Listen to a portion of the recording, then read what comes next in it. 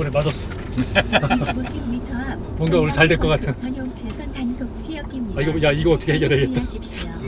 이거 해결해야겠다. 오른쪽 위에 보세요. 소리 안 나게 됐다. 붙어있잖아. 예. 아, 이거 됐어. 500m 아, 앞 이게 뭐야? 시속 60km 이거 소리 안 나게 이거 돼 있는데도 왜 이래? 무음으로 전환할 수 없습니다. 아우, 야, 이거 골 때리네. 딱 시작하려고 하는데 얘가 그냥 바뀌어드네.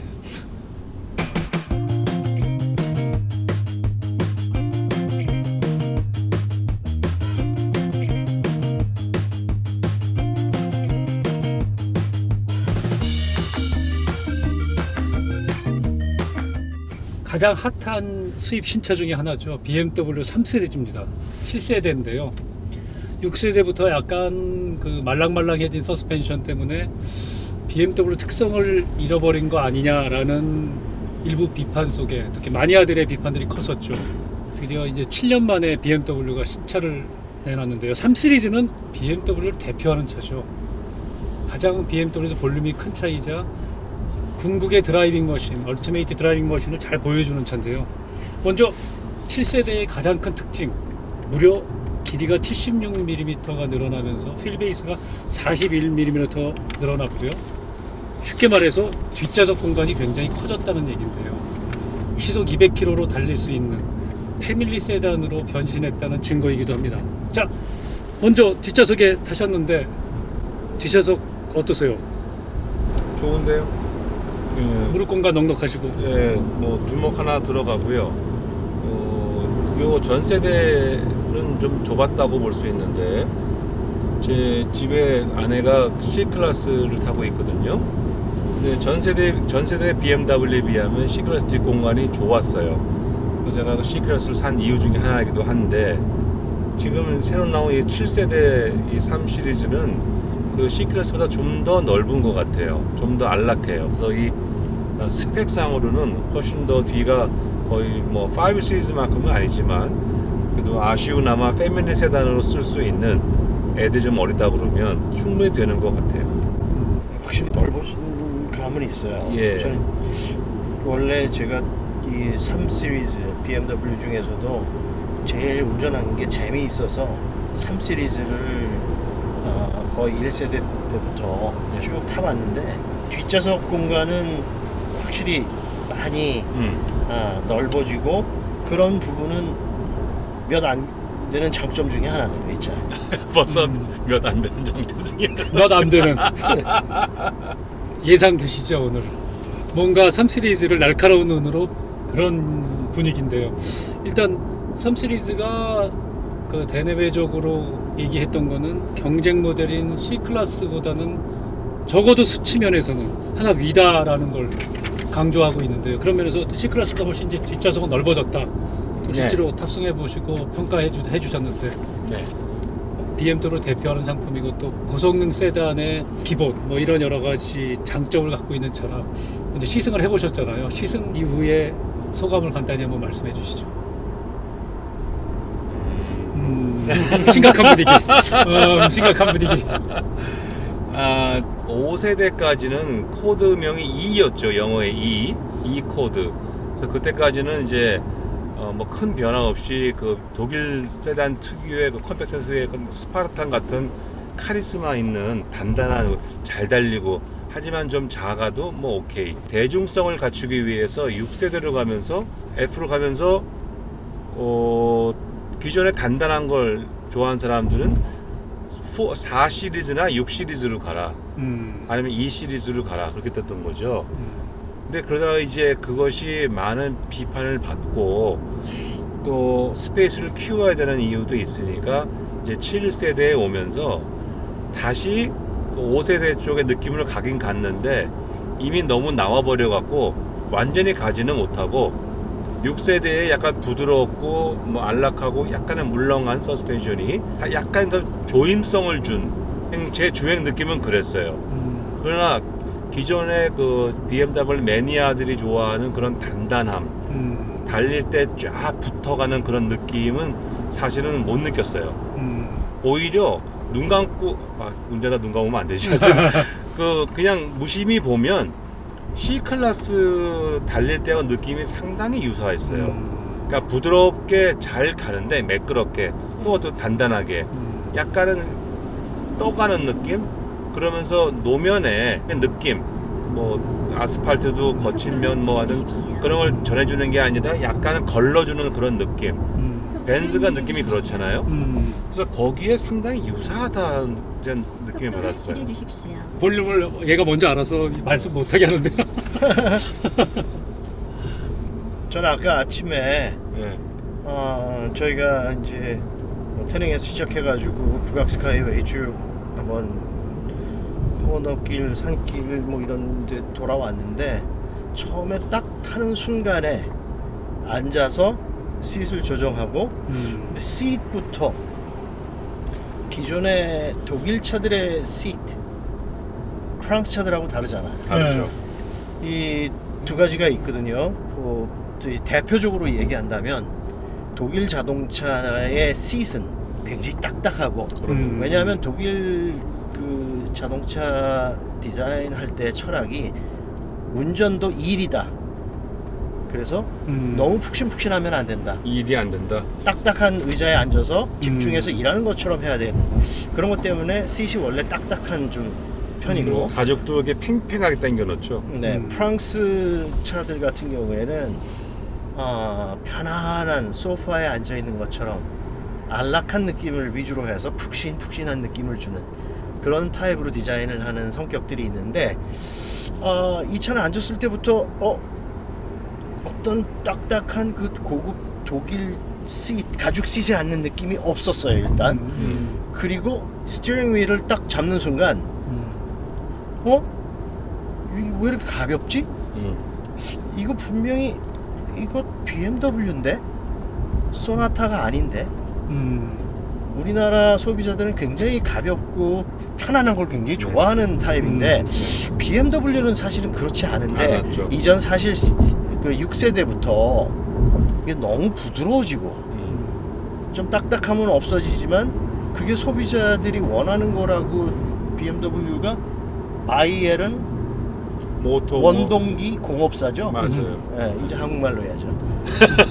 바이엘은 자동차 공업사. 자동차가 아니라 원동기. 원동기. 그렇죠. 원동기. 바이엘은 원동기 공업사에서 만든 차들은 지금까지는 예. 정말 사실은 저는 특별히 3 시리즈는 내가 노면에 돌멩이 작은 돌멩이 하나까지 느낄 수 있고 내가 진짜 원하는 대로 움직이는 차 기계적으로 완전히 거의 완벽에 가까운 차 전 이런 느낌을 가지고 있었고 그래서 좋아했었는데 저는 사실 이 3 시리즈 팬이에요. 근데 이 차는 너무 안락성을 추구해서 지금 7세대가요. 예, 이게 너무너무 부드러워지는 거 아닌가?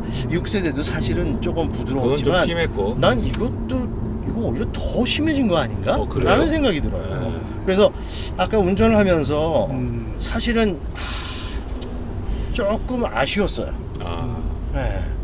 3 시리즈 차를 좋아하는 사람으로서 굉장히 좀 아쉬운 느낌이 있었어요. 죄송하지만 이 차를 뭐 사랑하는 사람들이 3 시리즈 사랑하는 사람들이 팬이 많이 있겠지만 저도 그 사람들의 입장에서 솔직하게 제가 느낀 느낌은 그랬어요.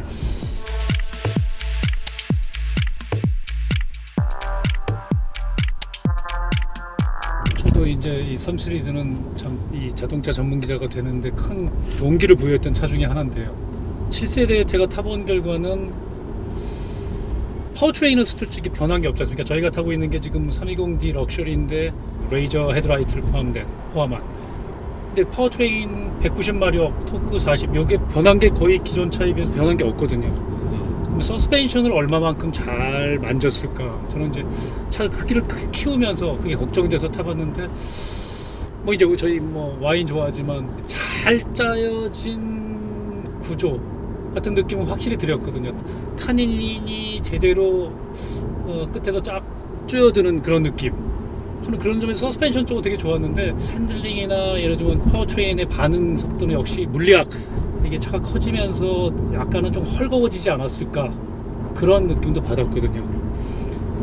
제가 그 BMW 3 시리즈 기억이 지금 이제 얘기하신 대로 그 달리기 머신일 때 246 그 2002년인가 1년인가에 246 그 나왔을 때 스페인에서 이게 시승 행사를 해서 이제 갔었거든요. 그때 감동이었던 게 뒷좌석은 그때 언급할 수준이 아니었던 것 같아서 그렇죠. 3 시리즈에 누가 뭐 뒤에 가족을 별로 예, 그냥 뒤에 타냐. 가끔 타는 애기나 안고 강아지나 놓고 뭐 그렇죠. 그리고 진짜 앉으려 그러면 이 발목을 오른 옆으로 이렇게 비틀어서 들어가야 될 정도로 좁은 공간이었는데 놀랐던 것은 그 스페인 도로에서 당시 330이었는지 335였는지 기억은 안 나지만 그 직렬 6기통 그 전설의 직렬 6기통 엔진을 다는 BMW 246을 가지고 200km는 뭐 아주 쉽게 그 당시 거기서 200km 이상을 놓고 다녔지만 야 300km를 양산형 스포츠 세단으로 잠깐이라도 어떤 달릴 수 있는 차 거기서 굉장히 경이로웠었거든요. 다른 차에서 느껴보지 못했던 어쨌든 그런 경험들이 있어서 굉장히 자동차 그 기자로 들어서는데 입문하는데 굉장히 큰 영향을 미친 차 중에 하나였는데 그래서 6세대 나올 때는 이제 제가 2012년 신차 발표에서 이거 3 시리즈가 맞아 BMW 맞아라고 저는 아주 그때 굉장히 호평을 했었던 너무 물렁물렁해져서 그런 기억이 있기 때문에 7세대는 그래도 좀 그 물렁물렁해진 것을 잘 구조적으로 뽑아낸 탄닌의 조화가 잘 이루어진 비교적 그런 느낌도 있었다는 생각이 들었는데 어쨌든 뒷좌석은 행복하시지만 기대했던 달리기 성능과 그 이미지에서는 이제 뭔가 조금 마음에 안 드시는 부분이 여러 가지 있다는 걸로 이해가 되는 것 너무 같습니다. 대중적으로 가려고 그러는 것 같은 느낌이 들어요. 차를 워낙에 많이 파니까 좀 네, 근데 그 원래 가지고 있던 그 매력 그걸 잊어버리고 그냥 대중적으로 가려고 하는 근데 느낌. 그거는 이제 꼭 아까 와인 말씀하셔갖고 그러는데 대표적인 보르도 와인 같은 경우 까버네 소비뇽 중심으로 해가지고 탄닌 강하고 향 강하고 굉장히 그 바디감도 있고 묵직하고 대신에 몇 년간 묵혀야만 맛있게 먹을 수 있는 만든 지 뭐 1년 뒤에 먹으면 막 철조각 씹는 것 같은 그런 강한 느낌 이제 그렇게 그걸 또 뭐 자랑으로 알다가 요새는 보르도에서도요 굉장히 모던하게 만들어서 마시기 쉽게 만들거든요. 탄닌도 약하게 하고 바디도 중간 정도로 하고 여기 뉴월드인 뭐 미국이나 칠레 쪽은 뭐 말할 것도 없고요. 그래서 그런 아주 정통적인 보르도도 만들긴 만들지만 수요가 늘다 보니까 보르도 와인에 대해서 또 내지는 더 많이 팔기 위해서 대중적인 취향도 많이 와인이 가져가거든요. 그럼 이제 BMW도 제가 이제 아쉽게 생각하는 것은 코어로서 자기의 특징은 가지고 있고 대중적인 취향 가진 모델도 이렇게 확대해 갔으면 좋았을 텐데 갑자기 소주가 된 거 아니에요? BMW의 브랜드 아이덴티티는 전 두 가지라고 봐요. 첫 번째는 독특한 디자인. 멀리서 봐도 그렇죠. 그 키드니, 콩팥 내지는 돼지코 같은 딱 보면 BMW인지 알잖아요. 두 번째는 순수한 운전의 즐거움. 그러니까 역동적인 주행, 강한 브레이크, 예리한 어떤 스티어링, 그죠? 그다음에 그 민감한 엔진의 반응. BMW 탈 때 왜 칼질한다고 그러잖아요. 그게 이제 그 RPM 게이지의 바늘이 조금만 이렇게 움직이면 움직이니까 그 도마 위에 칼질하는 것 같아 갖고 그렇게 얘기하는 거잖아요. 그런 것이 어우러진 순수한 운전의 즐거움. 전 두 가지라고 봐요. 그러니까 그런 측면에서 디자인 측면은 뭐 키드니 그릴이든 뭐 흔히 얘기하는 뒤에 뭐 호프마이스터 킹크든 그런 것들 중심으로 외관 디자인은 상당히 우아해지고 세련돼지고 좀 커지면서 좀 더 보기 쉬워진 형태를 가진 간 것 같아요. 뭐 인테리어는 개인적으로는 좀 세련됨이 좀 떨어지지만 좀 더 기능적으로 간 것 같고요. 순수한 운전의 즐거움이라는 측면에서는 제일 중심이잖아요. 컴팩트 스포츠 세단을 만들겠다 그러면은 해치백에서 골프를 벤치마킹 하듯이 항상 3시리즈 벤치마킹 하는데 기존에 머무르지 않으면서 한 단계 더 올라가서 다른 것까지 포함하겠다는 욕심을 부렸는데 이게 아직은 뭔가 완성이 안 된 느낌이에요. 그래서 코어가 좀 흔들리지 않는가 하는 생각을 제가 하게 돼요. BMW의 얼티메이트 드라이빙 머신이 최근에 이제 뭐 시장이 다 SUV로 넘어가고 세단이 줄고 있고 S클래스뿐 아니라 7 시리즈는 뭐 판매가 아주 형편없을 정도로 미국에서도 뭐 주요 시장에서 떨어지고 있는데 어쨌든 그래도 이 BMW 상징하는 스포츠 세단의 그 키가 또 가운데 3 시리즈가 있는데 뭔가 이제 그런 기본적인 특질에서 조금 더 멀어진 거 아닌가. 뭐 이제 그런 의견이시네요, 그렇죠? 네. 저는 그 BMW라는 이게 하나의 브랜드잖아요. 근데 3 시리즈는 그 중에 또 하나의 브랜드 같아요. 그렇죠. 그만큼 중요한 차인데 포르쉐의 911 같은 거죠. 브랜드를 구성하는 중요한 요소들이 있는데 그 중에 가장 첫 번째 컨셉. 뭘 하려고 하는지. 컨셉이라는 건 일단 색깔이잖아요. 컨셉, 그 다음에 디자인, 스토리, 또 한 가지 히스토리. 이런 게 있는데 저는 여기 뭐 BMW는 히스토리나 스토리도 있죠. 디자인, 엑스테리어 디자인에서는 그 뭐 어느 정도 많이 벗어나지 않고 진화를 뭐 조금씩 해나가는 거 저는 알 수 있겠어요. 그렇죠. 사실 인테리어에 대해서는 조금 실망스러웠어요. 왜냐하면 3 시리즈의 컨셉은 스포츠 드라이빙이거든요. 그렇죠. 그게 본질이죠. 스포츠 드라이빙인데 인테리어 같은 경우에는 전에 모델들은 굉장히 운전자 중심, 패신저 별로 상관 안 해요. 뒤에 타는 저기 승객들 뭐 무릎 여기 사이즈 스페이스 별로 신경 안 써요. 중요한 건 내가 즐겁게 운전할 수 있는 스포츠 드라이빙. 그런데 여기 인테리어 보고는 이거 뭐지? 내가 요새 가끔 타는 택시에 여기 저기 스티어링 휠에 BMW 그 로고만 바꾸면 이거 현대 소나타 인테리어라 그래도 사람들이 현대네 라고 할 정도. 너무 그 특색이 없어진 것 같아요. 오케이, 이해는 하겠어요. 왜냐하면 이제 그 뭐 스크린이 커지니까 컨트롤도 거기서 해야지 되고 그게 커지다 보니까 뭐 옆으로 늘어나는 거, 또 기존에 가지고 있던 수평으로 가는 기조, 그거를 지켜야 되는 거.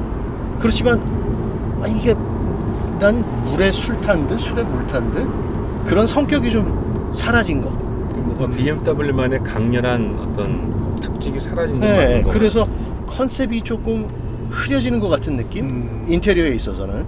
엑스테리어는 뭐 그냥 저는 무난하다고 봐요. 인테리어에 대해서는 좀 실망했어요.